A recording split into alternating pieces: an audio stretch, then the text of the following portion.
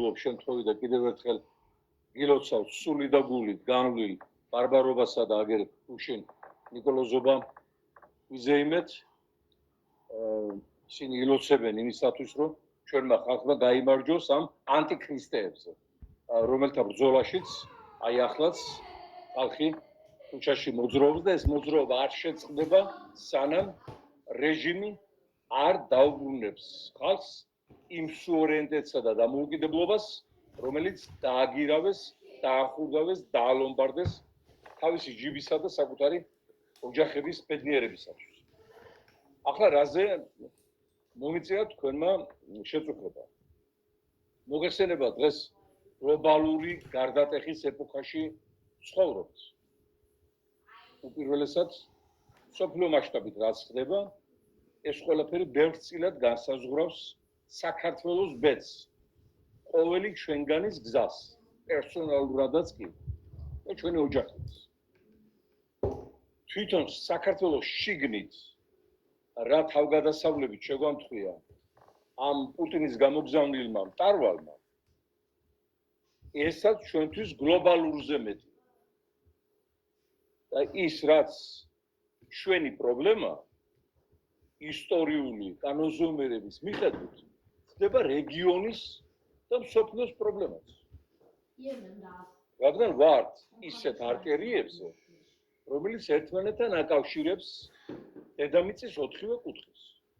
ამიტომ აქ არსებული ვითარება, ვინი ცხოვრობს, როგორი ცხოვრობს, რა რეჟიმი იქნება, რა პოლიტიკა გატარდება, სრულად აისახება მთელი ევრაზიის კონტინენტის კეთილდღეობაზე, ბედზე და განვითარებაზე.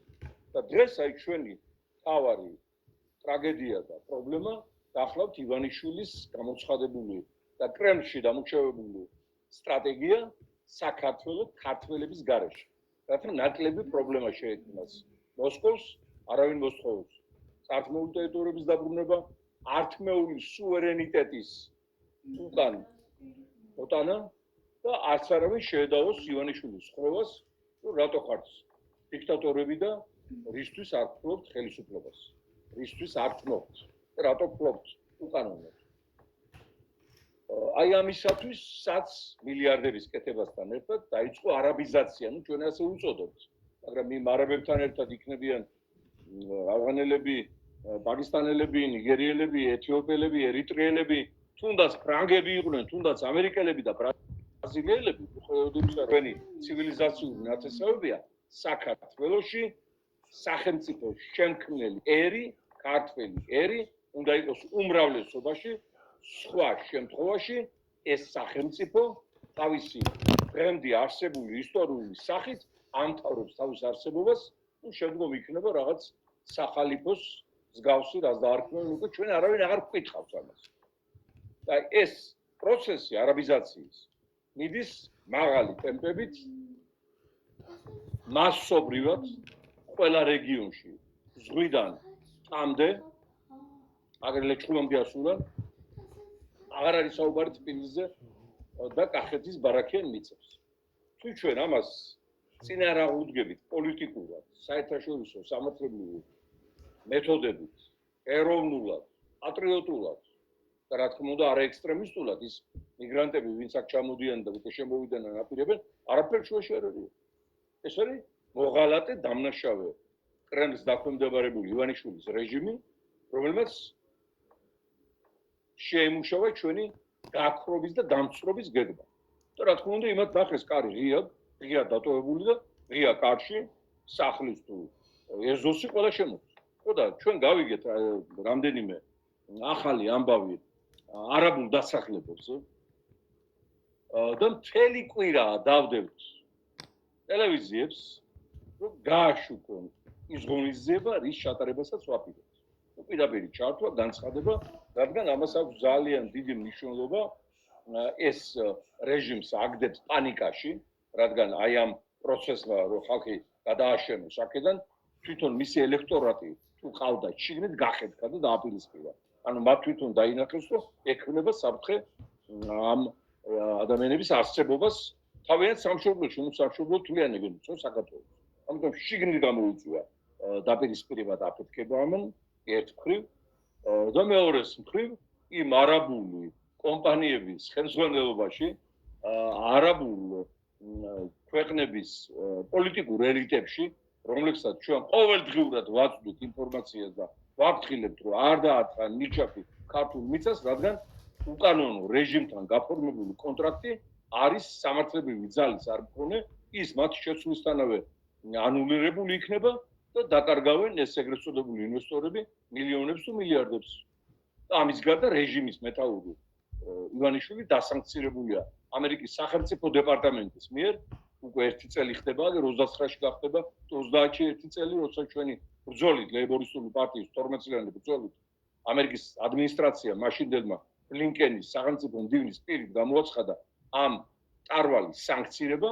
ეს ყველაფერი ცნობილია საყოველთაოდ, მაგრამ კიდევ ერთხელ ვუმეორებთ არაბული ქვეყნის მეთაურებს, რომ სანქცირებული, ანუ კრიმინალ ტიპთან თანამშრომლობა გამოიწვევს იმას, რომ თქვენ წარგადგენთ სანქციებზე, როგორც კრიმინალთან მოთანამშრომლ თანამონაწილეს. ამან შეაფერხა გარკვეულწილად ეს პროცესი იქედან დიდი სურვილი და ინტერესი აღარ არის, რომ აი სწრაფად დაიწყონ განაშენიანება და აკვირდებიან მოვლენებს. ანუ ეს ჩვენი ბრძოლა, რაც წამოვიწყეთ ლეიბორისტულმა პარტიამ პირველ რიგში, არ დამიწყონ ახლა გუშინ კვერცხიდან გამოჩეკილება რო წირიან ახლაც რომ ჩვენ დავიწყეთო. რისი დამწყებები ხართ? თუ ხარ განფუჭებლები, აღარ მინდა დავასახელო. 30 წელია შალვანათელაშვილი და ლეიბორისტული პარტია ქუჩა-ქუჩა და ვენახ-ვენახ და მინდორ-მინდორ დარბის რომ მიწის გაყიდვის კანონი არ მიიღოთ. და ჩვენს გამო ისქნეს წინა ხელისუფლებებმაც ვერ გაბედეს მიწის გაყიდვის აურახსნილი კანონის მიღება და ისეთი კანონები მიიღეს რომ თვითონ მიწის გაყიდვა კი აიკრძალა, მაგრამ დაიტოვეს ბერკეტი კატეგორიის შეცვლის. ანუ შეუცვლიან სასოფლო მიწას კატეგორიას და მე გახდიან გაყიდვად ფონდში გადასატან სივრცეთ.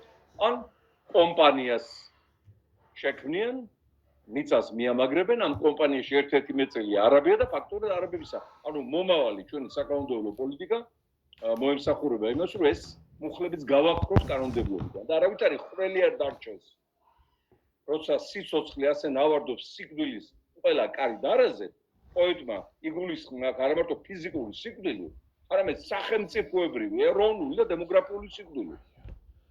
და ეს ხვრელი თუ არ ამოიცვა, ჩვენ დემოგრაფიული სიკვდილი რეალურად გამოიწვია. და არც ერთი ტელევიზია ნუ ბევრი არ ხვდა ისედაც, მაგრამ ვინც ხვდა ისიც უკვე მთელი კვირა დავდედა თავს იკლავენ და აბსოლუტურად გათიშული ვართ მასმედიიდან. მე ასეთი ცენზურა, ასეთი არაფერი მინახავს, როგორც ჩანს, ივანიშვილმა არაბული ფული გაუშვა ზოგიერთ იმ ტელევიზიებშიც, რომლებსაც მართლა ძალიან უჭირთ ფინანსურად და უკვე აღარ უკვირდებიან ალბათ ვისთან შედიან ვაჭრობაში, ვისგან იღებენ რეკლამას, ვისგან იღებენ მითითებებს. ეს ძალიან სამწუხაროა. ნუ ახლა ხაზარაძის ტელევიზიაზე აღარ ვსაუბრობ, ის არის ივანიშვილი 2, არანაკლები გამყიდველი, საბურთალოს გზაზე სამხედრო ოლქის ტერიტორია 10 ჰექტარი მიხიდა არაბებს და იქ აშენებენ უზარმაზარ არაბულ დასახლებას, ეს ხაზარაძემ დააკეთა და მე გამოხდა და იმაშრებოდა რა თქმა უნდა. არაბული მშენებლობების წინამდე აპრიელდა ბრძოლის დაწყებას, სანამ არ ვამხილებ. ბრძოლის დაწყებას, ნუ რა თქმა უნდა, სიტყვით, ხოლო საქმით ივანიშვილთან გარიგებას, რომ აი იმ ფონიჭალის წილში მე ჩამსვი და ტელევიზია შეგიწყვეტავს პიარს. აი ეს არის მთელი ქართული ბანკი ოლიგარქთა მამაძაღლობის სქემები, რომელიც სამწუხაროდ თუ საბედნიეროდ ზეპირად უწევს. ესენი ვისაც მოუტყუებენ. ამიტომ მე მინდა მივმართო ევროპის ელჩებს, ევროკავშირის, რომლებიც არიან თბილისში აკრედიტირებული და ასევე ჩვენ მე გავუგზავნით მიმართვებს ევროკავშირის სახელმწიფოთა და მთავრობათა მეთაურებს, რომ ქართული საზოგადოებრივი ტელევიზია გაიხსნას ევროპის რომელიმე დედაქალაქში. ამ პარიზში, მადრიდში, რომში, ბერლინში, ბრიუსელში, ბრიუსელი ყველაზე ნამდვილად დედაქალაქი ევროკავშირის. ქართული ტელევიზია, რომელიც ქართველი ერის ინტერესებს დაახმოვანებს და ბრძოლაში არ მიატოვებს, უნდა გაიხსნას ევროკავშირის ტერიტორიაზე. და თუ აპირებენ დახმარებას ქართული მასმედიისათვის, ევროკავშირის ფონდებიდან რის თაობაზეც არაერთი განცხადება გაკეთდა, მაგრამ ეს დახმარების შედეგი ჯერ ვერ ნახეთ, ეს ტელევიზიები გამათხოვებულები არიან, თვითონ ოპერატორი ყავს, თვითონ ჩართვის აპარატი და აი ესე ეძებენ სარეკლამო ფულს და ის რეკლამის მიმტანები და ძალიან ბევრი ხელისუფლების აგენტია და იმათავიანთი მოთხოვნები აქვთ, რომ ნათელაშვილი არაჩვენოთ, არ გამოუშვათ, ლეიბორისტული პარტია არ გააშვათ და ეს მოთხოვნები ერთ-ერთი მთავარი. ამიტომ მივმართავთ ჩვენ ევროკავშირის ხელმძღვანელებს, რომ ტელევიზია საზოგადოებრივი ქართული თავისუფლებისათვის მებრძოლი ხალხის მხარდაჭერი გაიხსნას ევროპის რომელიმე ქალაქში, ბრიუსელიდან კოპენჰაგენამდე და თუნდაც ოსლომდე. ეხლა ტექნიკური საშუალებები იძლევა იმის გარანტიას, რომ ჩართვები ჩვეულებრივ გაკეთდება, რუსთაველიდანაც, მიტინგებიდანაც, არაბიზაციის მამხილებელი ჩვენი ღონისძიებებიდანაც ჩართვები, სიუჟეტები, ყველაფერი უპრობლემოდ გაკეთდება. მნიშვნელობა არ აქვს. ეხლა ეს გახსნილი მაღლაფერიძის საზოგადოებრივი არხი, რომელსაც ჩვენ ვინახავთ 300 მილიონით წელიწადში და მაინც ვერ ძღებიან და მთელი საღორე შექმნეს იქ აი ორველის ცხოველთა ფერმა, ეს მიდი და ნახეთ პირველი არხის ბორდი, რომელიც თქვენ უნდა გემსახურებოდეთ. სადაც ივანიშვილის ოჯახის წევრები არიან წამყვანები. მისი დიშვილის მეუღლეები თუ ძმისშვილის ნათლულები. აი ამ დონეზე გააბანძა აღმაშენებლის სახელმწიფო. აი ამ ჭორვილელმა ბოროტება. და რა თქმა უნდა, მთავარი დარწმუნებიდან, მთავარი რისხვა მოდის ლეიბორისტულ პარტიაზე და შალვა ნათელაშვილზე ჩვენი გამორჩენა ერთადერთი ეს გადარჩათ. რაღა არ ქნეს ეს წლები, რა არ დაგვაბრალეს, რა არ გლანძღეს, რა არ ჩავკვეთეს, რა არ იმავნევეს, რა არ დაგსაჯეს, რა არ ჩამოგვართვეს დაფინანსება, ამასთან დაკავშირებით თუ აპირებთ ვინმე ჩვენს დახმარებას, ეგება დააჩქაროთ ეს პროცესი და დაგვეხმაროთ და ჩაგვირიცხოთ, რაც შეგიძლიათ, რადგანაც ვიწვევით ფაქტურად ამ ვითარებაში, ფაქტურად დაპატიმრებულები ვართ და ვერ ვახერხებთ ელემენტარული ხარჯების გასტუმრებას, ახლა მეუბნებიან მიტინგს რატო არ იწვევ არაბიზაციის წინამდე, ხვალვე მოიწვევ. ტრიბუნას ვერ ვიქირევებ და მიკროფონს ვერ ვიქირევებ ტრიბუნა ჯანდავას. მიკროფონს რო გავაგებინოთ ხა ჩვენი სათქმელი. არ გვაქვს არანაირი რესურსი.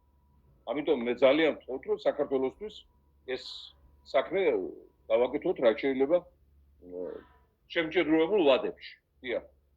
ხო.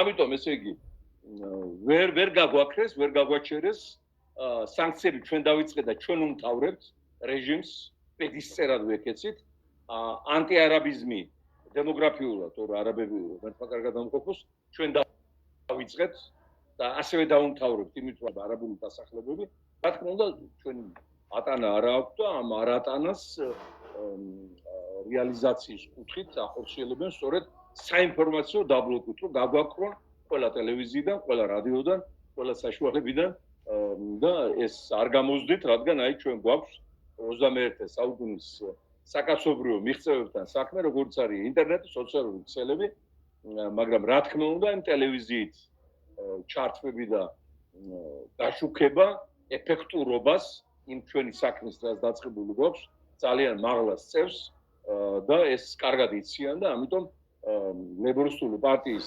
საინფორმაციო ჩაბლოკვის მეთოდიკა მე პირდაპირ მინდა გითხრათ მოსკოვშია დამუშავებული სპეცსამსახურებში რუსეთის პირდაპირ არის ნათქვამი რეჟიმზე რომ მაგათ ან დაბლოკავთ ან აკრძალავთ მათი გაშუქება ნიშნავს იმას რომ რეიტინგის ზრდას ვეღარ გააჩერებთ და პრობლემები გექნება ეს პირდაპირ არის ნათქვამი მაგრამ არა მარტო აქეთ არის აღნიშნული რეკომენდაცია გამოშვებული არამედ რო გადახედოთ ხალხო ჩაწერეთ რუსულ საზიებო სისტემებში რამბლერი, იანდექსი, მაილ.ru კიდე რა აქვს არ ვიცი.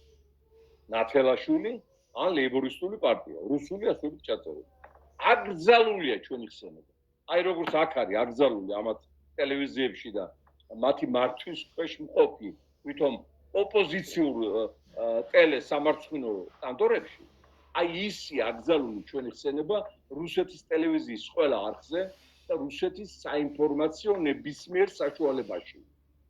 აქ რო ვატარებდი ბრიფინგს ტევა არისო, RTR, ORT, NTV, STV თუ კი რამე რუსული არხი იყო, ყველა მოდიოდა და მე რანაწილებდნენ გადასცემდნენ და ну, ჩემი ციტირებით იყო სავსე რუსული საინფორმაციო სივრცე.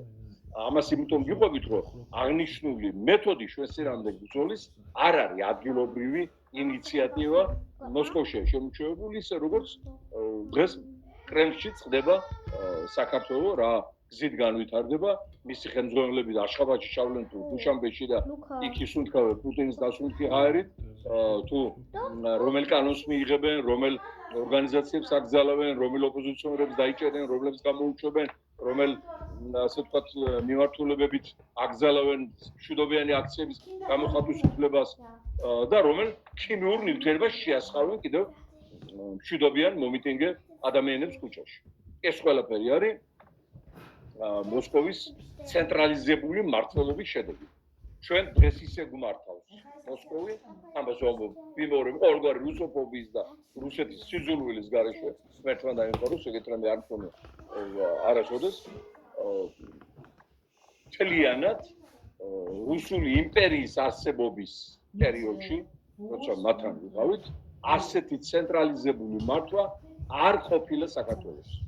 ასე გაბანძებული ქართული სახელმწიფოებრიობა, მაშინ როდესაც სახელმწიფო არ ქონდა, მაშინაც არ ყოფილა ამგვარი პრეცედენტი.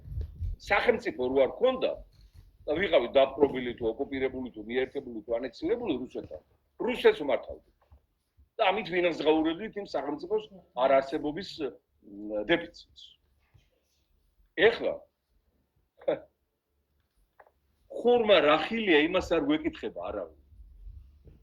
თელს რეგიონში ურჩევნოდ მიდის ზანგეზურის ხაზების გახსნა, მათ შორის იქვე ნავთობი, რკინიგზა, სახმელეთო ტრანსპორტი და ოპტიკურ ბოჭკოვანი ინტერნეტიც კი, რომელსაც დღეს ჩვენი საშუალებით იღებს ამერიკა-კავკასიაში შუაზე. ყველაფერი გადადის.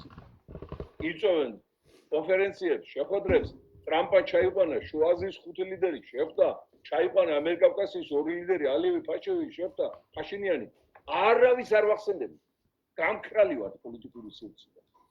და ამ გაქრობის ერთ-ერთი ჭეშმარიტი გამოხატულობა არის ლეიბორისტული პარტიის გაქრობა საინფორმაციო სივრციდან, იმიტომ რომ სადაც ჩვენ ვართ, იქ სოფლიო ისმენ ჩვენ ასის და ანგარიშს უწევს. ეს იქნანაც შანსუადერ 12 წლის უკან ჩვენს მიერ დაწყებული სანქციების პროცესი დღეს ევროპა-ამერიკისთვის გახდა ოფიციალური სახელმწიფო სტრატეგია. ხო. ამიტომ რაც ერთხელ ბედნიერება რომ რაც საქართველოს ჭირს იგივე გჭირს ჩვენც, მაგრამ მეორე მხრივ ცუდია რომ აი საქართველოს შველისთვის, ეფექტური და დროული შველისთვის ჩვენი საინფორმაციო ჩაბლოკვა ძალიან არასასიამოვნო მოვლენაა და აი ამასთან დაკავშირებით მინდოდა ეს ჩართვა გამეკეთებია და ამასთანავე დიდი თხოვნა მექნება რომ ალბათ ისე მოგვიწევს ამ სოციალებით ურთიერთობა ეს ჩაბლოკვა როგორც ჩანს ახალი ეტაპია უფრო ძლიერი იქნება და გაგრძელდება ალბათ გაიხას. ამიტომ ყურადღებით იყავით, როდესაც ერვა ჩართვებს გავაკეთებ შაბათს 8 საათსა და 30 წუთზე, ანუ საღამოს 9 ნახევარზე გლობალური შემაჯამებელი გადაცემისთვის ყურადღებით იყავით ახლობლებს, მეგობრებს, საზღვარგარეთ, ქვეყნის შიგნით უჩიეთ, გვიყურონ, გადმორთონ, დაგვიმეგობრდნენ, გაგვაზიარონ, გააზიარეთ, აი ეს გამოსვლაც, აი დღესაც მოგახსენებთ, მნიშვნელოვანია. ხო, აი ეს მინდოდა დღეს მომეცნებინა თქვენთვის და ამიტომ შეგაწევთ უდროოდ შეიძლება ითქვას, მაგრამ ახლა ისეთ არა ორდინალურ ვითარებაში ვცხოვრობთ, რომ გრაფიკით და დროით ვერ იმოქმედებ სამწუხაროდ თუ საბედნიეროდ.